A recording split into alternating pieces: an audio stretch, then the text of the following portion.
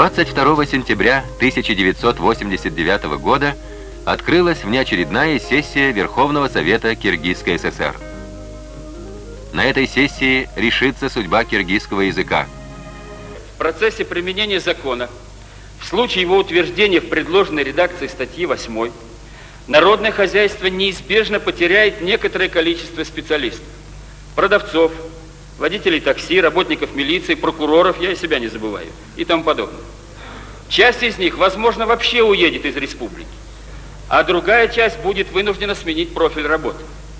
Есть предложения, их надо самым тщательным образом рассмотреть, обменяться мнениями, сделать так, чтобы ущемления не получил ни один народ, чтобы общее дело выиграло. От того, что мы перенесем, от того, что отложим, от этого ничего не прибавится.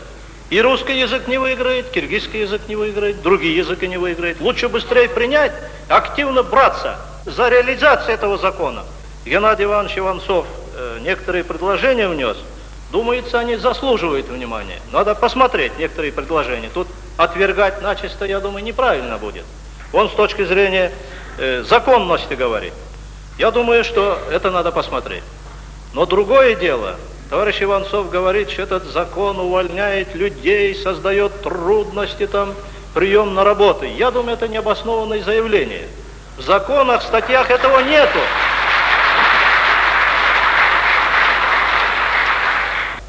Думается, все основания есть у нас, с учетом обсуждений, предложений товарищей, всех коллективов республики, принять сегодня закон.